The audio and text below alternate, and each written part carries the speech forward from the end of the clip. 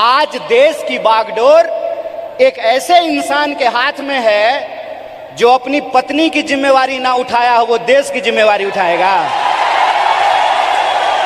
आज देश की बागडोर एक ऐसे हाथ में है जो कहता है कि पीएफआई के नाम में भी इंडिया है। मतलब कुत्ता को भी 4 पैर होता है, गधा को भी 4 पैर होता है, इसलिए सारे गधे कुत्ते हैं। अब तक इस सत्ता पे बैठे हुए लोगों को हम सत्ता से बाहर नहीं कर सकते हैं और लोकतंत्र को बचा नहीं सकते हैं। इस देश में 2 तरह के लोगों के बीच लड़ाइयां हो रही है। इस मुल्क में 2 तरह के लोग हैं। एक वो लोग हैं जो नफरत फैलाते हैं, एक वो लोग हैं जो इंसान को आपस में बांटते हैं, एक वो लोग हैं जो ऊंच नीच करते हैं, एक वो लोग हैं जो इंसान को लड़ा करके इस देश की शक्ति को कमजोर करते हैं। हमारे पास कुछ अलग कहने के लिए नहीं है, कुछ अलग बोलने के लिए नहीं है, लेकिन मैं 2 महत्वपूर्ण बात आपसे करना चाहता हूं। पहली बात तो ये कि मैं नहीं समझता हूं कि ये मंच सिर्फ और सिर्फ आरएसएस और बीजेपी को कोसने के लिए है। ये मंच सिर्फ और सिर्फ मोदी जी क्या कर रहे हैं इसके बारे में बताने की है, क्योंकि वो तो आप सब लोग जानते हैं। वो आप सब लोग इसलिए जानते हैं कि इस विपरीत परिस्थिति में भी वह पथ क्या, पथिक कुशलता क्या, जिस पथ में बिखरे सूल न हो, नाविक की धैर्य परीक्षा क्या, जब धाराएं प्रतिकूल न हो। इस दौर में भी कोई इंसान अगर भारतीय राष्ट्रीय कांग्रेस का झंडा उठाए हुए है, इस दौर में भी कोई नौजवान अगर यूथ कांग्रेस का झंडा उठाए हुए है, इस दौर में भी अगर कोई विद्यार्थी एनएसयूआई का झंडा उठाए हुए है, इसका मतलब वो सत्ता के लिए नहीं, सत्य के लिए संघर्ष कर रहा है। इस बात को हमको याद रखना चाहिए। इसलिए बीजेपी क्या है, मोदी जी क्या हैं, आरएसएस क्या है, मैं इन चीजों पे अपना वक्त जाया नहीं करना चाहता हूं, क्योंकि हमारे वरिष्ठ नेताओं ने, हमारे वरिष्ठ साथियों ने, हमारे वरिष्ठ कार्यकर्ताओं ने इस बात को बखूबी समझा दिया है। वो क्या कर रहे हैं ये हम जानते हैं। हमको ये समझना होगा कि हमको क्या करना है।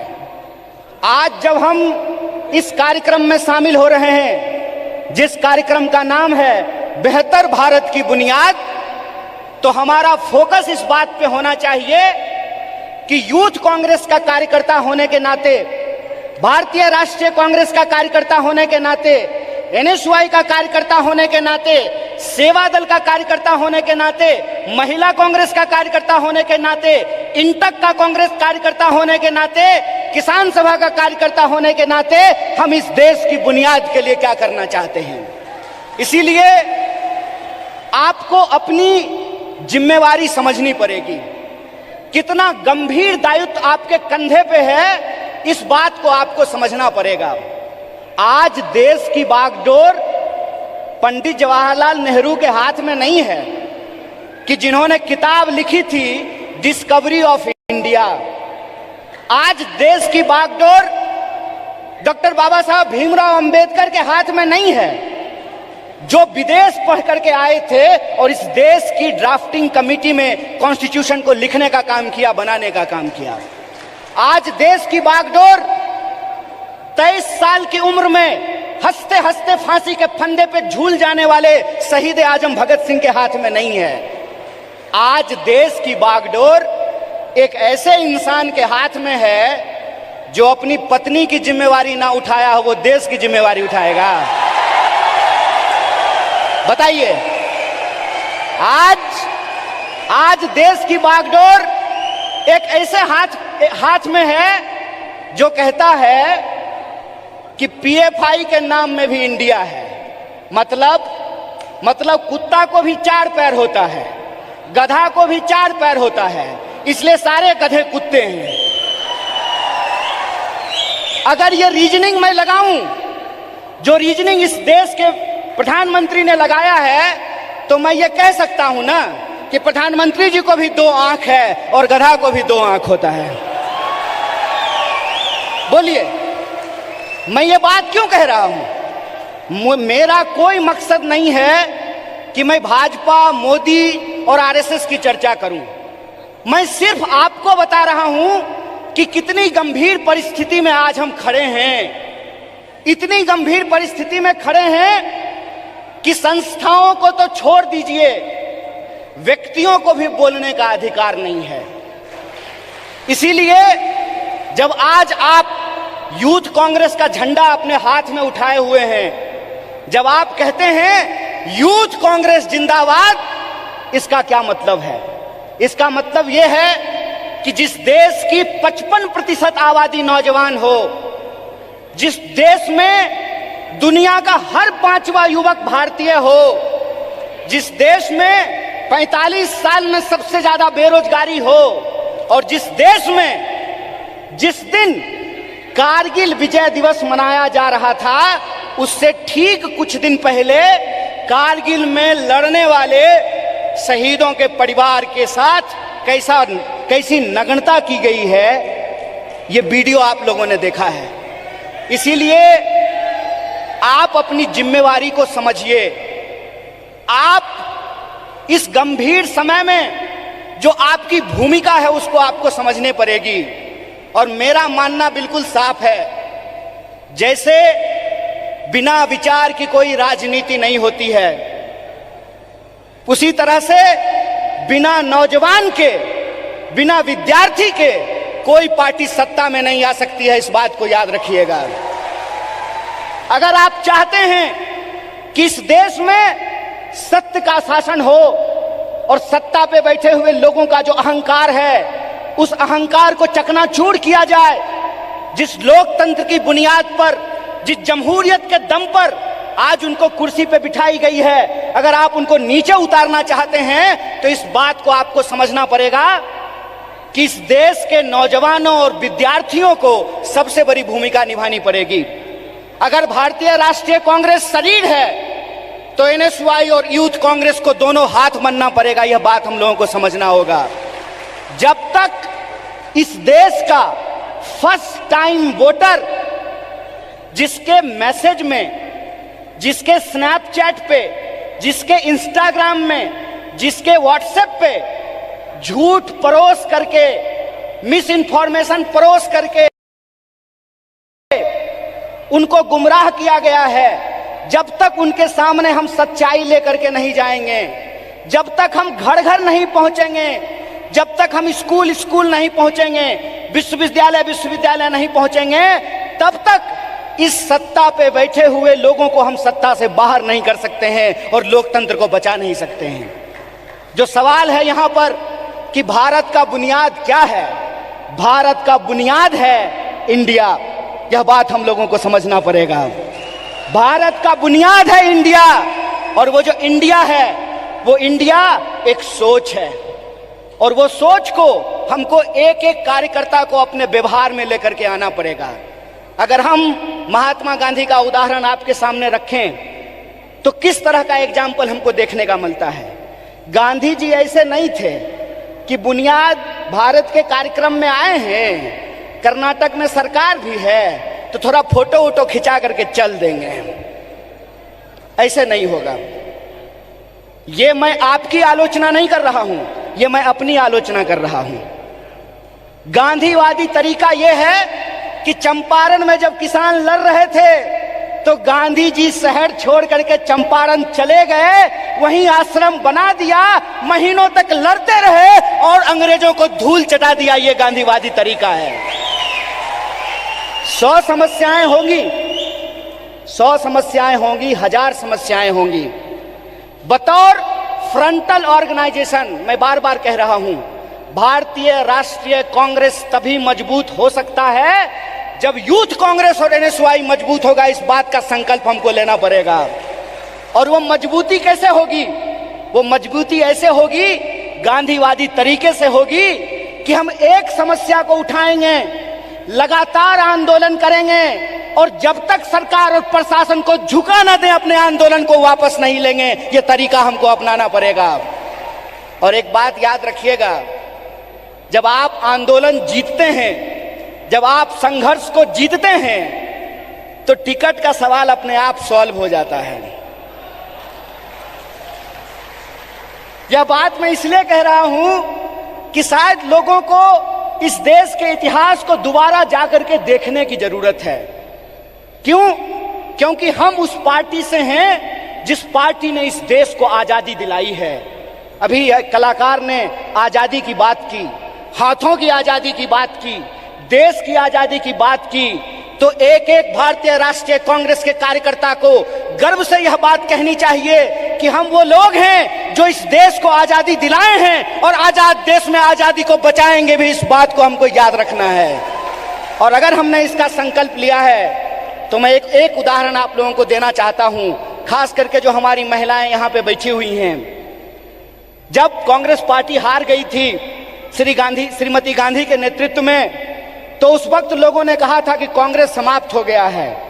उसके बाद श्रीमती गांधी बिहार गई थी, जहां से मैं आता हूं। वहां पे एक नरसंहार हुआ था और श्रीमती गांधी हाथी पे बैठ करके गई थी शोषितों से मिलने के लिए, उन नरसंहार के जो पीड़ित थे उन परिवारों से मिलने के लिए। और उनके साथ हाथी पे बैठी हुई एक महिला थी, जिस महिला का नाम प्रतिभा देवी सिंह पाटिल है, जो इस देश की पहली महिला राष्ट्रपति बनी थी। इसीलिए हम कहते हैं, गीता में भी लिखा हुआ है कि कर्म करो, फल की चिंता मत करो। आज आप यूथ कांग्रेस के कार्यकर्ता हैं, एनएसयूआई के कार्यकर्ता हैं, आपको कर्म करने की जरूरत है। और हमारा कर्म क्या है? हमारा कर्म है अपने विचार पर चलना। और हमारा विचार क्या है? हमारा विचार है इस देश का संविधान, संविधान की प्रस्तावना। और प्रस्तावना कहता है हम भारत के लोग भारत को प्रभुत्व संपन्न, समाजवादी, धर्मनिरपेक्ष और लोकतांत्रिक गणराज्य बना करके रखना चाहते हैं। इसीलिए जब ये विचारधारा हमारे पास है, इस देश को आजादी दिलाने का इतिहास हमारे पास है, और आज के वक्त में हमको गर्व से यह बात कहना चाहिए कि हम मल्लिकार्जुन खड़गे के सिपाही हैं। हमको गर्व से यह बात कहना चाहिए कि हम राहुल गांधी के सिपाही हैं, क्योंकि राहुल गांधी ने कहा है डरो मत। और उनको डरने की जरूरत नहीं है जो किसी के खिलाफ गलत नहीं किए हैं। उनको डरने की जरूरत नहीं है जो झूठ बोलते हैं। जो झूठ बोलते हैं वो डरें, जो सत्य पर चलते हैं उनको डरने की जरूरत नहीं है। एक निडर सिपाही की तरह, जिस तरह से माननीय राहुल गांधी जी विपक्ष की मुखर आवाज बने हैं, उस आवाज को हमको घर घर पहुंचाना होगा। और इस देश की जो बुनियाद है, भारत की जो बुनियाद है, वो इस देश की संविधान की प्रस्तावना में लिखा हुआ है। उस प्रस्तावना को हमको घर घर लेकर के जाना पड़ेगा। कई बार कार्यकर्ता आकर के हमसे सवाल पूछते हैं कि हमको वैचारिक कार्यकर्ता नहीं मिल रहा है। साहब, गांधीवादी एक तरीका है कि सत्य को किसी गवाही की जरूरत नहीं होती है। और गांधीवादी तरीका यह होता है कि आपको बोलने की जरूरत नहीं है, एक्शन ही आपका कम्युनिकेशन होना चाहिए। आपके एक्शन में वो सारी बातें दिखनी चाहिए। एक बात कहिए कि मैं बहुत महंगा शर्ट पहन करके, मोटा मोटा सोना का सिकड़ी पहन करके, 5 करोड़ का गाड़ी लेकर के आपके पास आऊं और मंच पे खड़ा होकर के गरीबी पे भाषण दूं, आप हम पे भरोसा कीजिएगा? एक्शन ही कम्युनिकेशन होता है। हमको अपने एक्शन को अपना कम्युनिकेशन बनाना पड़ेगा।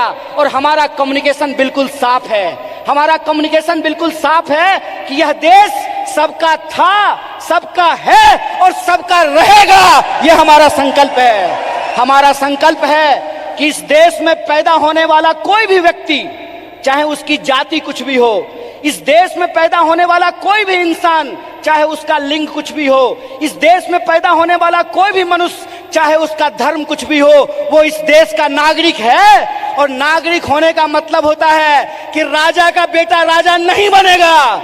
लोकतंत्र में वोट से तय होगा कि हमारा शासक कौन बनेगा। और यह जो लोकतंत्र है, यह लोकतंत्र ही भारत की बुनियाद है। यह लोकतंत्र ही भारत की बुनियाद है। और इसी लोकतंत्र को बचाने का काम यूथ कांग्रेस के एक एक कार्यकर्ताओं को करना पड़ेगा।